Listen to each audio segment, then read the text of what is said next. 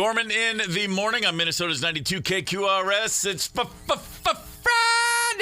October the 24th. I'm very glad to be here. Whoo, baby, let's pretend last night didn't happen, but it did. And now, as I said, it's Friday. Good morning, Paul Fletcher. Good morning. Happy Bologna Day. Happy Bologna Day indeed, Ryder. Oh, isn't that nice? You know what I saw on Facebook this morning? What's that? Olivia Dossett, who went to school with Connell. They were in class together from kindergarten through 12. She has a birthday today. That's exactly who Happy we're birthday, celebrating. Olivia Dossett. Yes. She's Happy birthday, went to school Olivia. out in Colorado. I think she's back in Tennessee now. Great kid. Birthday, No. Olivia. Great kid. Yeah, Happy that's great. birthday, Fletcher, man. Oh, it's Paul thank you. Fletcher's birthday Cheers as to you. well. Hey! Wow. Oh, I'm so grateful. Big to you birthday guys. plans? Thank you. Drunken orgy? No, but you know what? I will say this. I don't. Part of that sounds good. I don't do a lot of that. The drinking part, anyway. Okay. But the orgy's on. Sure, I'm open. Capital O-N on. Why not? I got out to my car this morning, and in there was a protein drink, a Diet Dew, and some candy. From the wifey. Like, Isn't that Spencer nice? knocked it out of the park. There you Wow. go. That's pretty cool. Fair enough. Yeah. Little things are enough. Dare we ask, what year are we? 52. 52. 52. There you go. Oh, man. Yeah. Fair enough. Well, happy birthday. Thanks. I appreciate it. Enjoy that. Will Let's do. get to Will it. We're do. feeling Minnesota. We're feeling birthday Minnesota. Let's have some headlines. The first snow of the season, just what I wanted for my birthday, in Minnesota has been confirmed Wednesday afternoon into Thursday morning in International Falls. So a little ways away, but Yeah. nonetheless, very wet snowflakes were confirmed by the National Weather Service. Man, oh, man. Come on, winner. Got to get Let's that go. snowblower tuned up. I know, right? We're going to be up north this weekend, man. I'd love to see some flakes. That would be fantastic. Hell yeah, come on. I think Yeah. you just jinxed it. They're all Yeah, going to I know. melt now. Yeah. Now we'll wait Good till point. January to get snow. Thanks. Kidding.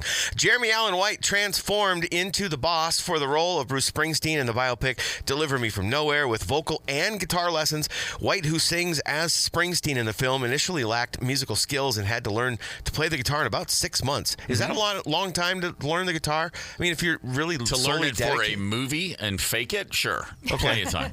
I mean, not enough time to really be. No. I mean, but if that's all you had to focus on, like, you could pick up a lot. There's a lot of people who will tell you Bruce Springsteen can't play or sing. So really, what's Fair it enough. matter? Fair enough. I'm just saying. I'm not one of them, but I'm saying there's no shortage of For people sure. who think that. That's fair. White received a 1955 Gibson J200 guitar from Springsteen and learned to play 5 songs with the help of a teacher. He extensively studied old Springsteen videos and had a team of people helping him vocally and musically to prepare for the role. Okay, then. Fair enough. Game on. I just about shorted myself sleep last night to go see this. I ultimately chose to be wide-eyed and bushy-tailed this morning. I think you chose wisely. But it will happen this weekend. I can't wait to see that. The Boston Beer Company just dropped the 2025 version of Sam Adams' Utopias. I was not familiar with this stuff. Were you guys? Are you familiar with Sam Adams' It's Utopias? just some, high-octane hooch, right? Clocking in at 30% alcohol content Ooh. and a $240 price tag for a 24.5-ounce bottle. This stuff has been aged No. up to 30 years in barrels that once held everything from Irish whiskey, cognac, and scotch. It's so potent, Utopia's 2025 is actually illegal in 15 states, but not in Minnesota. No way. And it just dropped on October 21st, so you might be able to find it. If I'm going to pay $250 for a bottle of something, I'll get a third of a bottle of Pappy Van Winkle. Right. I'm not going to buy Right. beer for Right. $250. I don't care what it is. that's what I would got. taste it. I don't know. That's I'd have a taste Curious, of your yeah. $250 beer. Sure. There we go. Yeah. Can I have a Sounds- sip? No. Sounds like expensive gasoline. That's what the it sounds answer. like to me. No, you may not have a sip. Hey, last night, Thursday night football happened.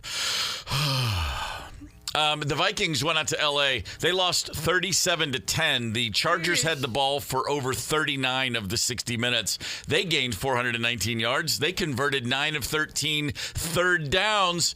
And on the ground, they had 207 yards to our 34.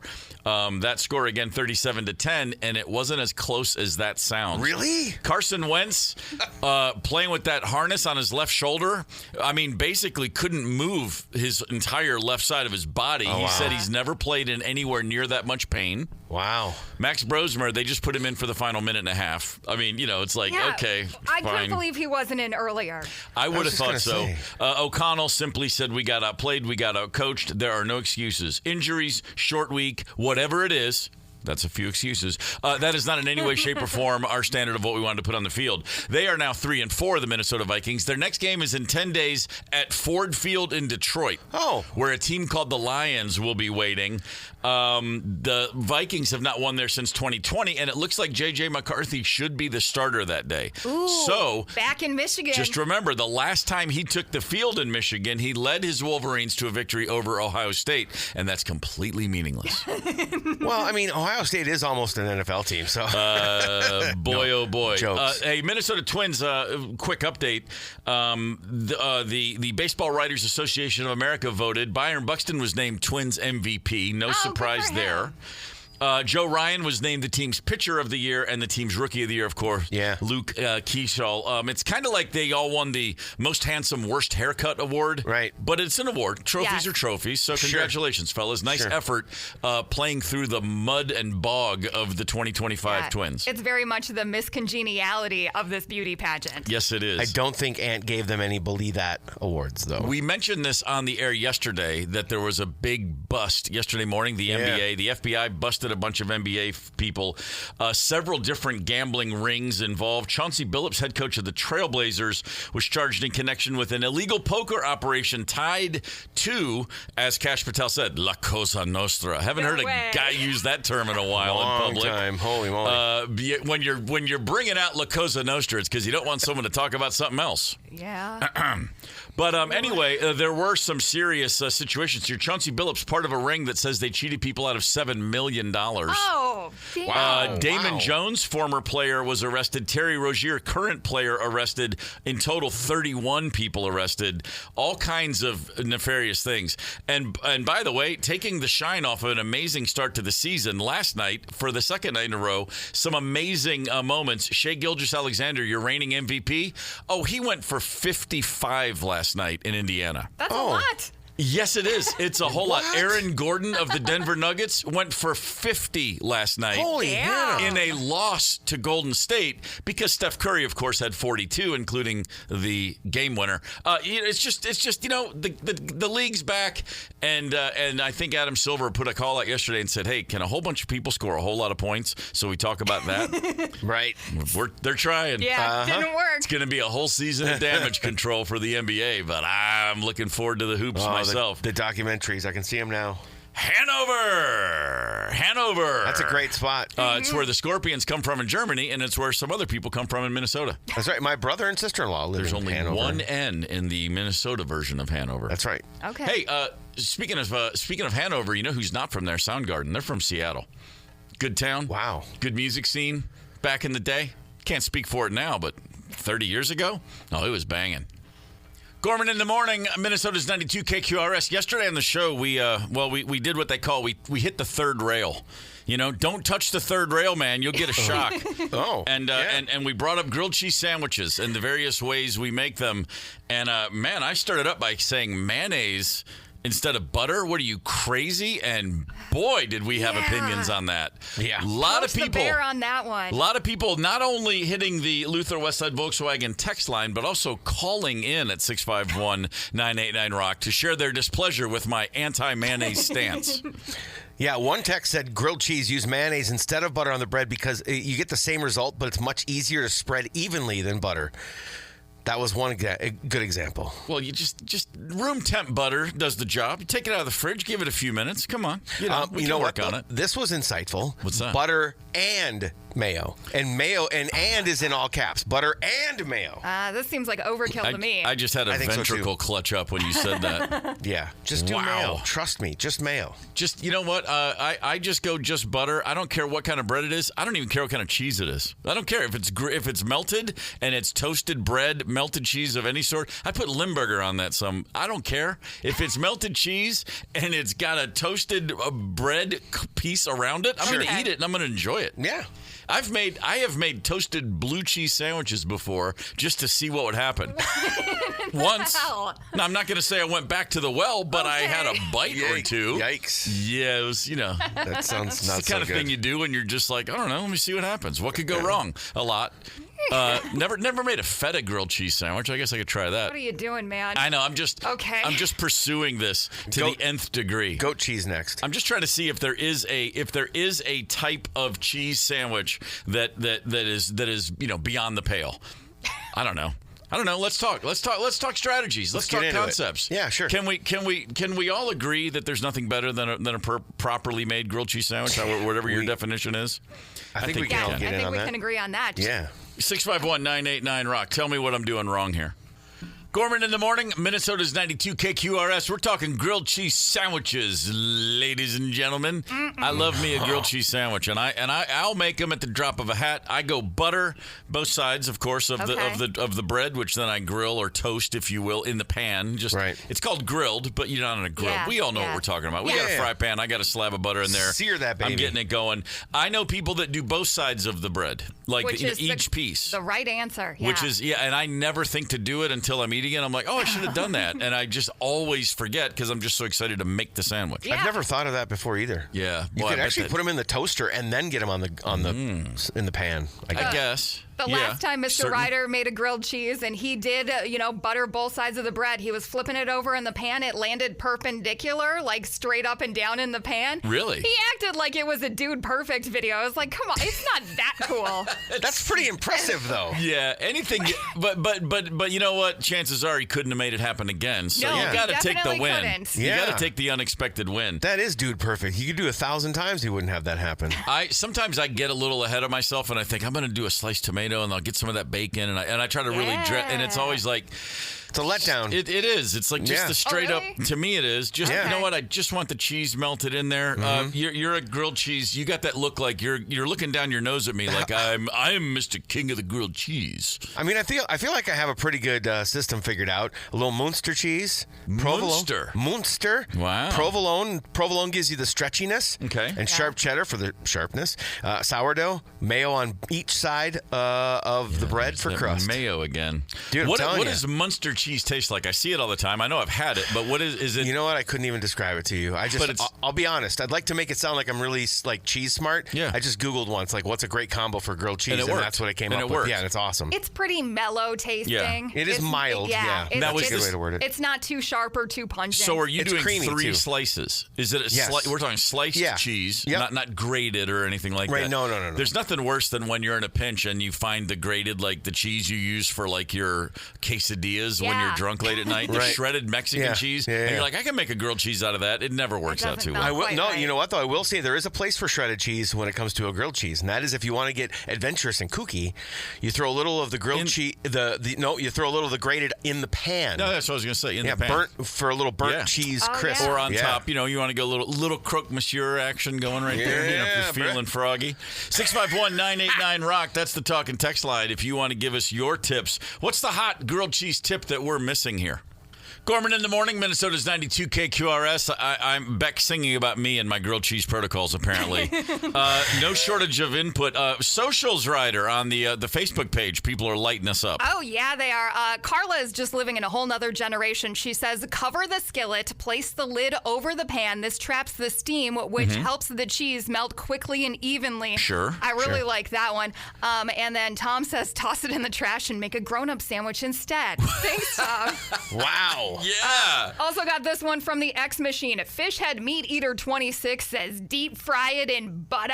Wow. Call that dude's doctor. I think by grown-up sandwich, he means almond butter and jelly. And you know what? If grilled cheese isn't a grown-up sandwich, then I don't want to grow up. Hey, man, it's a trap. What's happening on the text line, Paul? Good morning. I've never heard of mayo used to make a grilled cheese sandwich. I'm not a fan of mayo, but it sounds good when it's being sizzled on a sandwich. I'll add, we you mentioned this. It's not really about the taste. It's about crisping the bread. You're not going to taste the mayo. Also, Steve made a reference to Limburger cheese. I haven't heard that cheese mentioned forever. My father used to eat that in the 60s. Well, I just know it from Little Rascals. It's always like it smells so bad. It's like, ooh, yeah. Yes. I just thought I'd throw it out there and see if anybody bit. Thank you. Got a message from Dave Larson as well. He said you were 1,000% right. He heard this yesterday. Said that was a so much better way to grill cheese. He never had tried mayo before. He tried it and loved it. He went to the well and had himself a drink of cool water. Wow, fair enough. Yeah. I mean, like that. Yeah, he's taking action, man. I like it when people do our science experiments for us. No kidding. Absolutely. Man, that's fantastic. Go ahead. Tubby, last one. Slice of provolone, slice of sharp cheddar, tomato slice, employ the mayo for crunch, voila. Now, I'm with Tubby on all of this except the tomato. I don't need tomato. I just want grilled cheese. I see. See, I always, if someone else is making it for me, I would love it. It's like when I do it, though, it loses the magic or something. But if you hand me that sandwich, I'm like, oh, this is the best thing I've ever had. So the Blue Door burger place or whatever does a grilled cheese, and they used to have it on the menu. You can DIY it, but they would do tomato and pickle in their grilled cheese. Oh. Chef's kiss. I really liked it. Oh, I could get in with pickle for sure. Yeah, no, I would try it. Okay, fair enough. No shortage of options. Every freaking caller on the phone, and I don't have time to shout them all out, said, you guys, tomato soup. It's not a grilled cheese unless you got that tomato soup on the side to dip it in. I don't generally eat tomato soup, but if it's next to a grilled cheese, absolutely. It is good, for sure. There's so many ways to utilize a grilled cheese. Mark's got a good one. Sure. A dusting of garlic salt on one side. I could get with that, too. Yeah. Ooh. There's so many options. Basically, we're talking about cheese that's melted.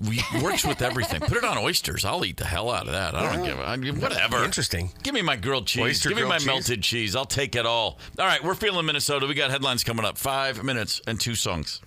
Gorman in the morning. Minnesota's 92 KQRS. Betty Kellenberger is an absolute badass. Okay. Betty Kellenberger, badassery on the half shell, whatever you want to say. Put her face up on water towers. Let's get some billboards going. This is a woman from Carson City, Michigan. Okay. Betty Kellenberger just hiked the entire Appalachian Trail. Did I mention she's 80 years old? Nuts. Wow. 80 years old. Listen to this. And by the way, this does not sound like the voice of your average 80-year-old. You see incredible parts of our country, things that you wouldn't see otherwise. So much wildlife. It's gorgeous. During the day, you dream of food, and you dream of, what can I get out of this pack? What can make it lighter? Because it's got to go up every mountain, and it's got to come down every mountain. You have to plant your feet, look at the view, and then move forward. 14 states, 2,200 miles of a mountain trail. This is not a flat walk around the ground round. This is the Appalachian Trail. During which time you will be in the vicinity of just plenty of varmint and venomous snakes and all kinds of things. And serial killer victims. Well, serial killers is really that more too, the scary That's part. where they're hiding out, I suppose. Yeah, I'd be more afraid of the actual killers. Yeah, but this lady could take them. I mean, come on. Georgia to Maine. Just picture that in your brain. Damn. I don't care how bad you are at geography. No one thinks that's an easy walk. No. Yeah, trust me. My wife, Rosemary, loves to watch 2 things: Appalachian Trail hiking documentaries and Mount Everest documentaries. Oh. 2 things that like only crazy people do, and that she would never. She would do. She still says like that Appalachian Trail. It like calls her name. She would never even try Everest. First of all, she's got a height thing that's out. Yeah. But the Appalachian Trail, she's really into it. Knows a lot about it, and she talks about it a lot. And I'm always like, babe.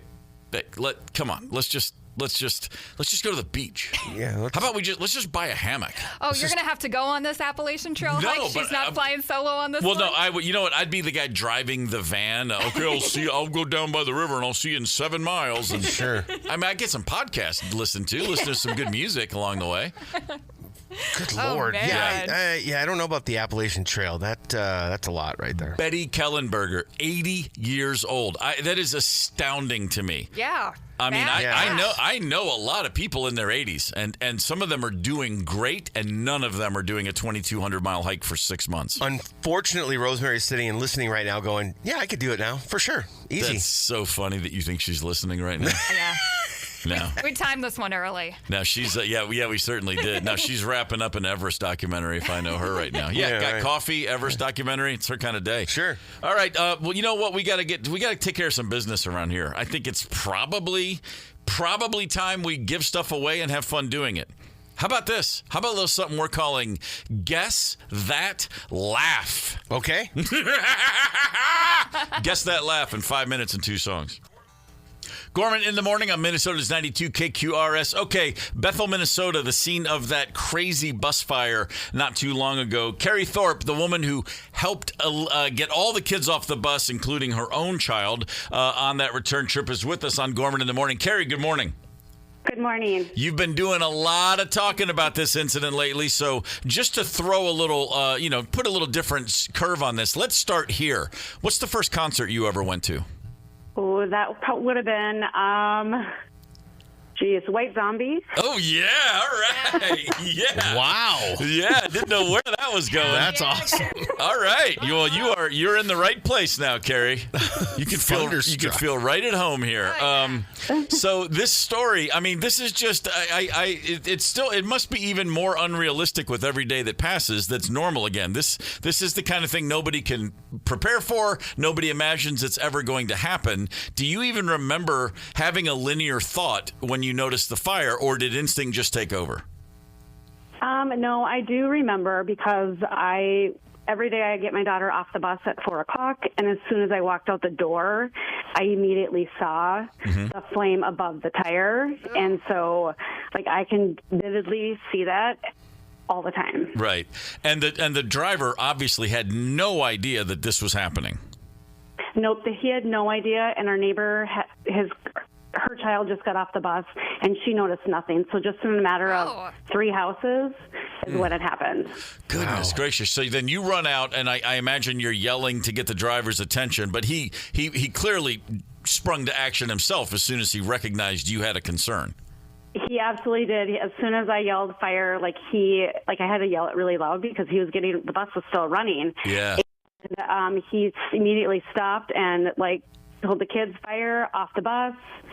And so him and I just tag teamed together and were able to get them all off the bus. Boy, this just, I just have a chill thinking about that, because when you said that, I just realized I've never screamed the word fire. Most of us haven't, because nobody would unless it was actually happening. I assume that's the first time you've ever screamed that at the top of your lungs, too. That was absolutely the first time. Hey, I'm wondering how long after you got everybody off the bus, you guys got everybody off the bus, how long before the fire really got going and got out of control? I mean, if I watched my video on my camera, I would say within 2 minutes is when the fire and the smoke really started coming. Oh, man. Nice. So it was in a matter of time. Wow. And so if anybody's seen the video, the kids all initially come to your porch and then they move on down the street. I imagine some of the kids were pretty frightened at this point. Yes, we had a lot of frightened kids, and thankfully, as soon as we got them, just even next door, all the neighbors that were outside were there to help us, which was absolutely phenomenal because it was 22 kids we're trying to, keep track of. Well, Carrie, great work. All those kids very happy, or I should say very lucky that you were there when you were. Yeah. I imagine there's not going to be a day where you aren't waiting for your kid at 4 o'clock now. You're never going to miss a day. Absolutely. Nope, I will not. Oh, that's great. Well, we talked about it the other day, and we did say, hey, local hero, and, we meant it. That's great work. Yeah. And really, really happy everybody's okay, and just wanted to get you on to say, well done, Carrie. Rock on. Thank you so much. I really appreciate that. You got it. Have a great day. Have a great weekend. Yes, Hope your kid has you a too. great rest of the school year. Thank you so much. Appreciate it. See ya. Take care. I bet that kid will have a great school year, but at some point they're going to be like, when is something else crazy going to happen? You know what I mean? You're just going to be like, wow, remember that? Everyone's going to talk about that thing forever. Yeah. The attention spans are quick. Yeah. I don't know what's more badass, that she saved all those kids or that she's a White Zombie fan. I think it's kind of a they're coin right there toss. for me. Yeah. Pretty great. As we just talked about a few minutes ago, the Springsteen movie's out. STEVEN HYDEN, music writer, friend of the show, a man with a tremendous book on the shelves right now about Bruce Springsteen's Born in the USA and the cultural significance therein, is going to join us on Gorman in the Morning. He'll be in the studio in about 5 minutes and 2 songs. The morning, Minnesota's 92 KQRS. It is Friday, October the 24th. And if you are a Bruce Springsteen fan, you might find yourself going to a movie theater this weekend to see the movie Deliver Me From Nowhere. The kid from The Bear taking on the boss, STEVEN HYDEN, a good buddy of the show, a good friend of mine, joins us in studio. You are a Springsteen aficionado. You have a tremendous book in stores available now, Bruce Springsteen. There was nothing you could do, but most importantly, you saw the movie yesterday. I did, yeah. I went to the first screening, matinee. All right. Not very busy. I don't know how well this movie's going to do. Right. We'll see. But, yeah, I could talk about this movie for hours. Okay, first things first. Okay. The scenes, they put up a trailer where it's concert footage. It's him, and it's not acoustic, Bruce. It's like it's the E Street Band rocking. Yes. And I watched it, and they put that up there just on its own without any other context. I'm sure because they thought this just looks and sounds amazing, and I had to admit it did. I always nitpick recreations of live music, in movies and TV shows, but that was about as good as you can make it look. Did it feel that way? Were you like, pretty good job acting like the boss just as far as playing music goes? Well, yeah, and that's like the arena rock, Bruce. Right. Like the veins bulging out of the neck and screaming his head off. And very convincing. And I'll say Jeremy Allen White in general, like quite good in the movie. Yeah. Even though he's playing his character from The Bear with a guitar, that's basically what he's asked to do in this film. Yeah. But I like The Bear, and I like Jeremy Allen White. Sure. And I think that actually is a good sort of portrayal of Bruce at that time in his career. Okay, so pretty depressed, pretty into himself, a tortured soul at this time. Yes, exactly. So this is an era. So the film is taking place at a time.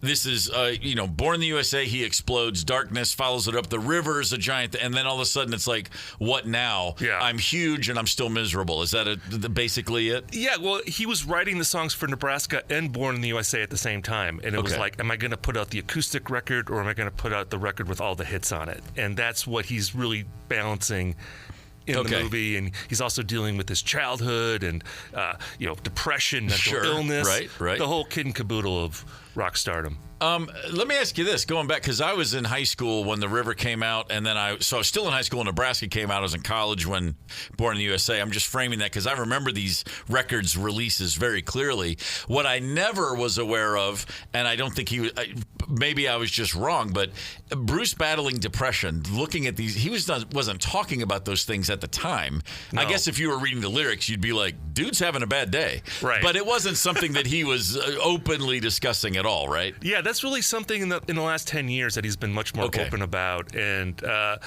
he writes about it in his book, Born to Run. There's a story from this time where his manager, John Landau, was encouraging him to go see a psychiatrist. And he goes to the guy and he asks him, how you doing, Bruce? And Bruce just like breaks down. Okay. Crying. That's all tears. it took. That's all it took. Oh, just, how you doing, Bruce? And then just tears for like a half hour. Okay. Yeah, and he was really performing live at that time as a form of therapy. I think he was trying to avoid some feelings by performing for 20,000 people every night, which I think is common for a lot of rock stars. Very much so. Well, when you see clips, like there's the old famous Rosalita live clip from, I think, probably the Darkness tour, and it's a really exciting. I mean, and I was always like, whatever, I can give or take Bruce. He was never my guy. But I remember seeing that in the 80s and thinking, like, that guy is seriously going for it. Like it was all the energy you'd expect from a punk show, right? But in a very much a rock and roll show. And I remember thinking, like, that's church revival and rock. I mean,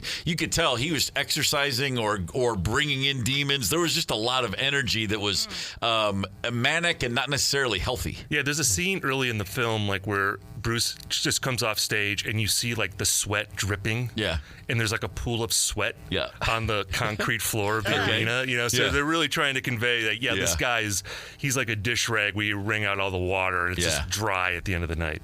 So is the movie, is it by the end, is there a lift? Is there an uplifting thing here, or is it just a dark time for a dark guy and it never really resolves? Well, I'll say this about the film, and again, I said I could talk about it for hours because there's lots of quibbles I could make as a Springsteen nerd, and we'll have to do that on the podcast maybe. But one thing I want to talk about with you, Steve, because I think the film overall is very watchable. But the problem that it has, as opposed to the Dylan movie, which is Dylan going electric, it's at Newport, it's a historic event, it's something you can dramatize really easily.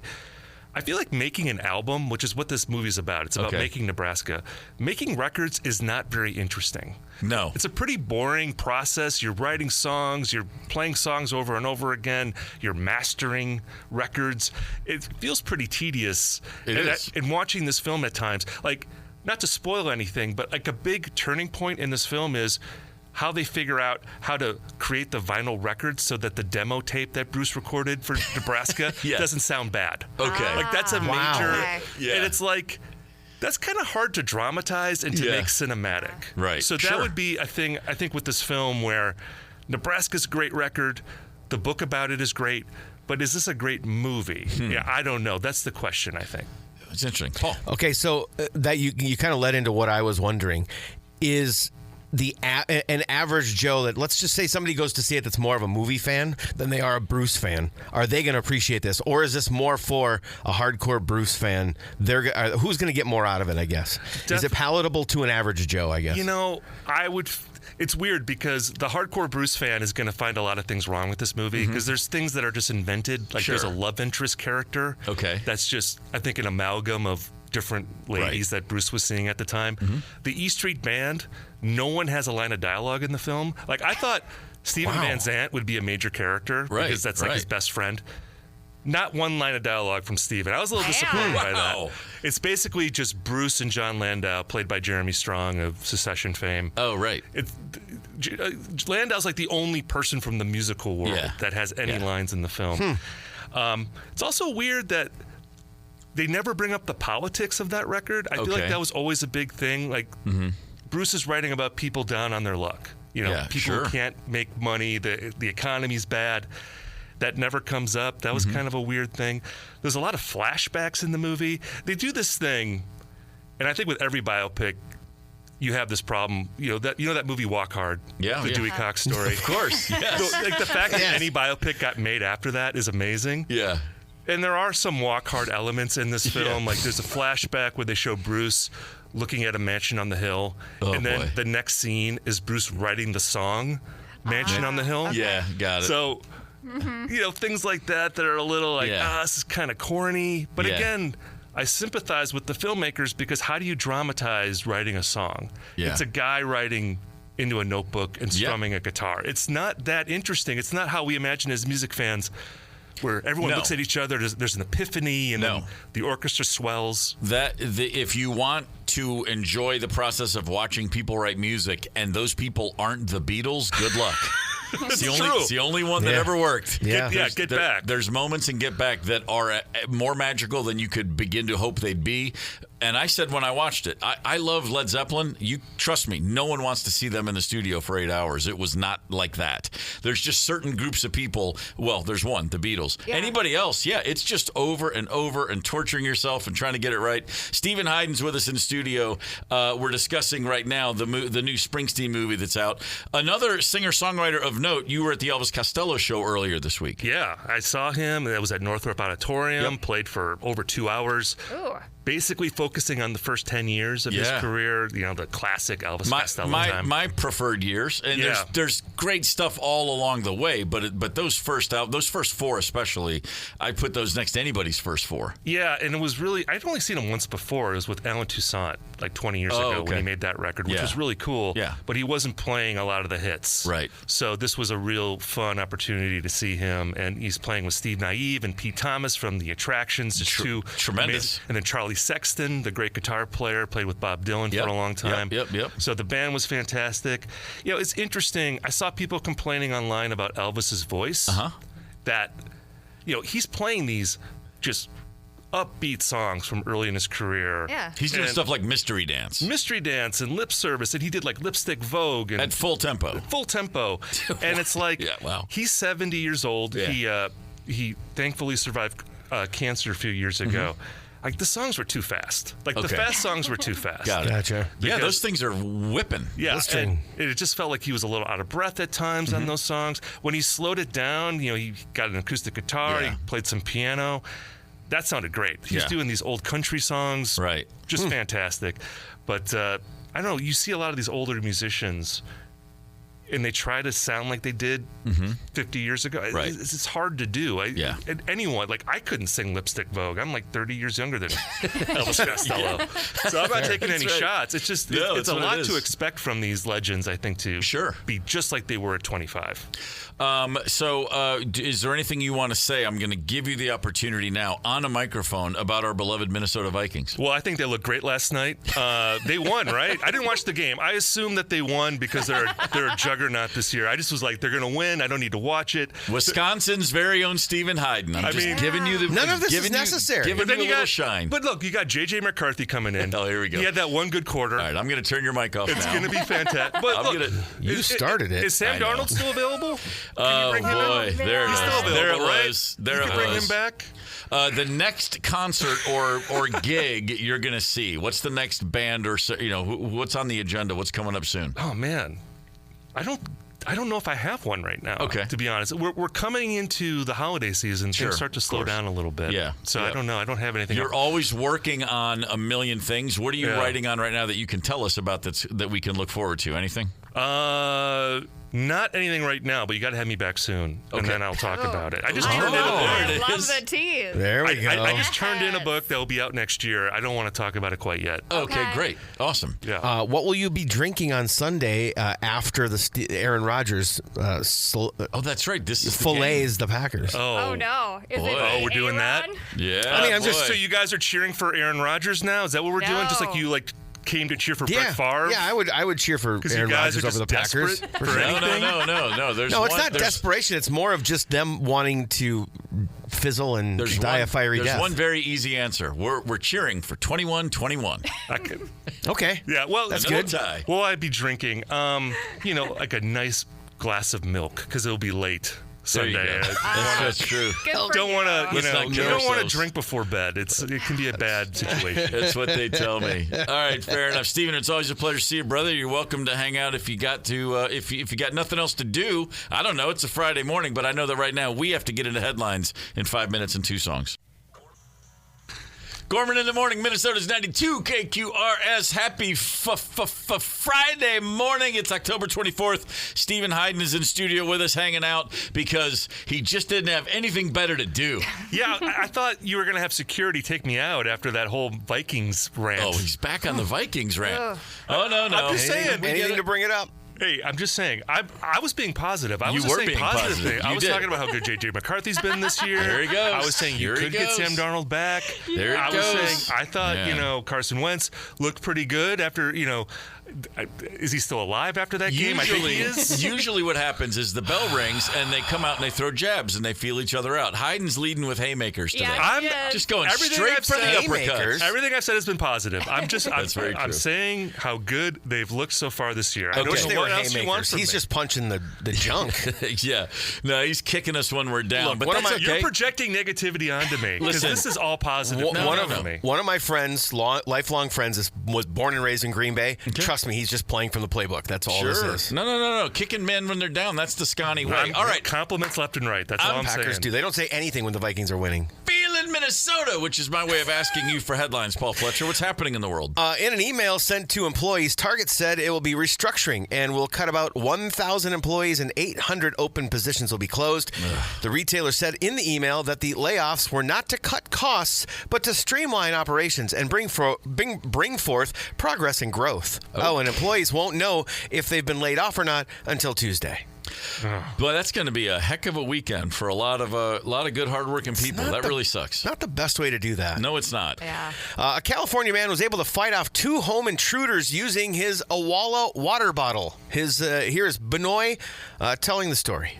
You see incredible parts of our country. Oh, that is not Benoit. No, that's not him. Sorry. I there. just hear, There he is. and then the alarm starts going off. So I grabbed it, and then I don't know what possessed me, but I got up and walked towards the door. I stood here, and through the cracking glass, I saw 2 men, both with their hoods up. We sort of just awkwardly looked at each other for a couple of seconds before he lunged towards my waist. I swung once, hit him kind of on the temple, and then again on the side of his head. And I gave him a couple of very, very hard hits on the top of his head. He stumbled backwards Wow. and then started trying to climb back over the fence. Cops arrived shortly thereafter. All was fine. You guys mock my water bottle all the time. A hard shell, Oh my God. a hard shell water bottle, and a whole lot of adrenaline, Yeah. and you are beating off any number of burglars, potential burglars. These Awalas are like maybe 32 ounces of water. Maybe. They're not that big. Right. Imagine Ryder with her keg. Oh, that is it. Yeah. With the gallon. Yeah, Steven, That would destroy Mr. somebody. Ryder is always like, why aren't you taking the mace when you go out for a walk at night? I'm like, because I'm going to crack somebody over the head with my water bottle That's if they right. come after me. Man. Yes. All right, fair enough. Another reason to stay hydrated, everybody. That's right. Alan Hamill has used artificial intelligence to create a partial clone of his late wife, Suzanne Summers. Nope. The AI recreation of Suzanne was debuted at a conference and was described as perfect by Hamill. If you remember, Suzanne Summers passed away in 2023 after battling aggressive breast cancer for 23 years. She was 76. The AI version of Suzanne was trained with all of her 27 books and hundreds of interviews to be able to answer any question and mimic her appearance and speech accurately. Okay, I get the So idea bizarre. of wanting this, going public with it. I don't know, the whole thing. It's weird. Like, this is Black Mirror. I mean, Yeah. The Be Right Back episode was from 2012 originally. So it's 13 years from watching an episode where you can recreate and reanimate a fake person to now. People are actually doing it for all intents and purposes. And I'm thinking, that Charlie Booker kind of knew what he was talking about. Yeah, I feel like in wills now, you're going to have to say, you cannot AI me after I die. Yes. That's going You to know be what? a thing That's you right. have to do. Yeah, Very you're not much so. wrong. There's video of this. Has anybody else seen it? No. No. Okay. I don't. So it's basically, it's a small world after all, kind of animatronic looking Suzanne Summers. Okay, so but they do have her answering questions. And that part's really creepy because they've matched the voice. These do seem like legit answers to me, who's not a huge Suzanne Summers fan. It is so creepy. I'm So creepy. I'm gonna try to find the part where she's going, well, John Ritter was always jealous of my success in the early days, and there was Norman Fell was just an alcoholic. I mean, her dishing on Three's Company is going to be great. Does Yeah. the AI have the Thigh Master too? Like, is that part of the package? It should be. It should be. Yeah. Like a Christmas Barbie with Suzanne Summers AI and the Thigh Master We right there. all had much, much better toned thighs back in the 80s, thanks to Suzanne Summers. Doing the Lord's work right there. Oh, man. Well, my positivity yesterday on the show for the Vikings last night proved to be very off.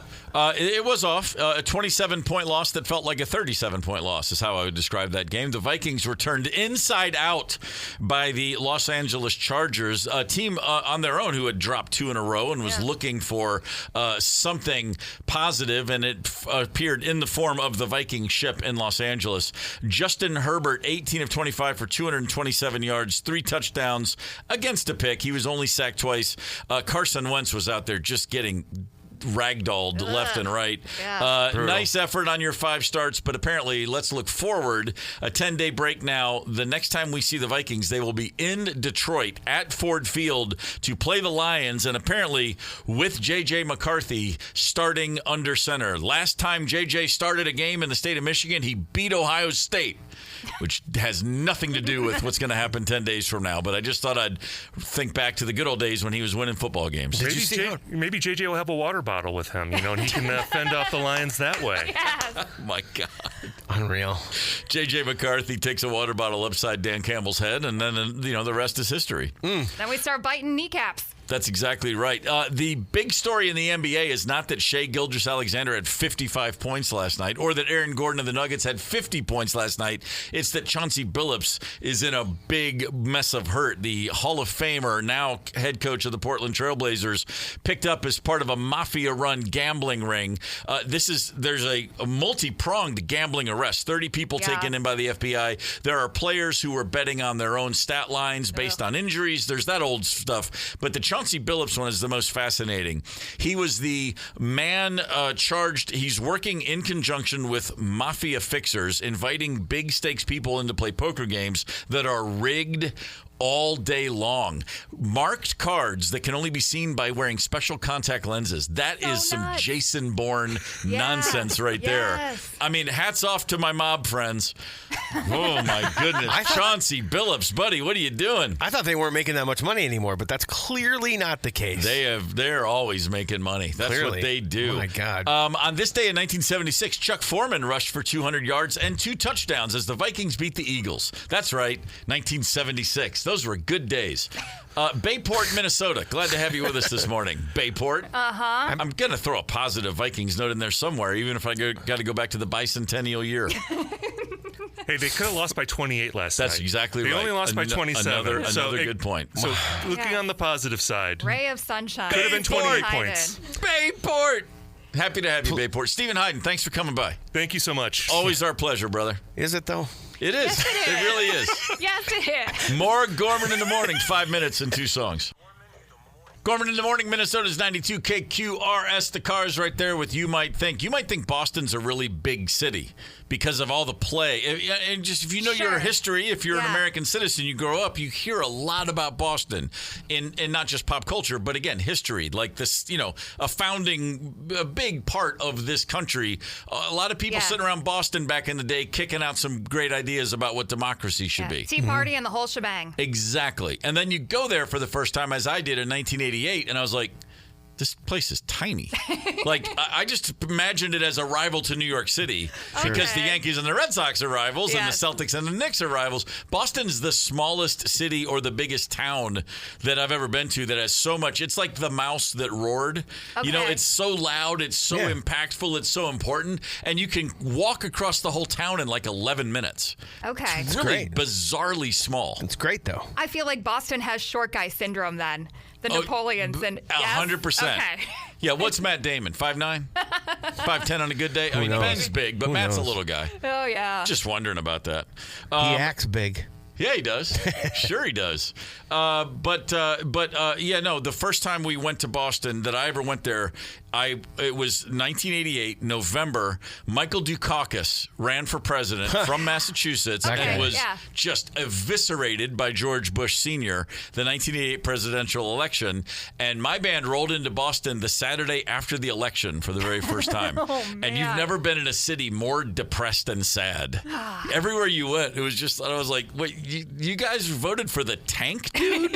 and no one thought that was funny. They didn't think a bunch of rednecks from Georgia making fun of their candidate was good work at all. I guess not. And I was like, come on, guys, let's get it together. Yeah. So, you win some, you lose some. What are you going to do? Anyway, I was trying to bring a message of unity. I was trying to suggest maybe we could all come together and just move forward, but a little harder than it might have looked at the time. But, speaking of come together, here's the Beatles. Let's do it. Gorman in the morning, Minnesota's 92 KQRS. It's Friday, which means the last word comes courtesy of Mark Twain. Yes. All right. Very quick and to the point, as per usual. Okay. It's no wonder that truth is stranger than fiction, because fiction has to make sense. There we go. Think about that one for a minute. Another point for Mr. Twain. Yeah, he's pretty much batting 1,000. He's got a few of those. Monday on this very show, from Minnesota United, we're going to be giving away playoff tickets. We're going to be talking to Manny Lagos. Yeah. Come on. Hell I mean, yeah. borderline American soccer legend, certainly a Minnesota soccer legend. I'm 100% true. Love that. Let's see. Sean McPherson on the upcoming launch of the Twin Cities CityCast podcast. That's my boy. That's your boy. Yeah, he was the first musician I was ever on the radio with. He used to play bass in a band called High Respects. Okay. And he was so cool. It totally set me up to work with you, Steve, and be pumped about being with a rock star. Well, fair enough. Then we will thank him and also kick him in the shin. Sure. Hey, what's coming up right now on this station, Fletcher? Tracks from David Bowie and Nirvana. I haven't played in quite some time. One of my favorite Nirvana tracks, actually. 2 keywords for $1,000 and a nice long commercial-free run just after 11:45. I would like to wish everyone a fantastic weekend. Thank you. And you know what to do. Keep it right here on Minnesota's 92 KQRS.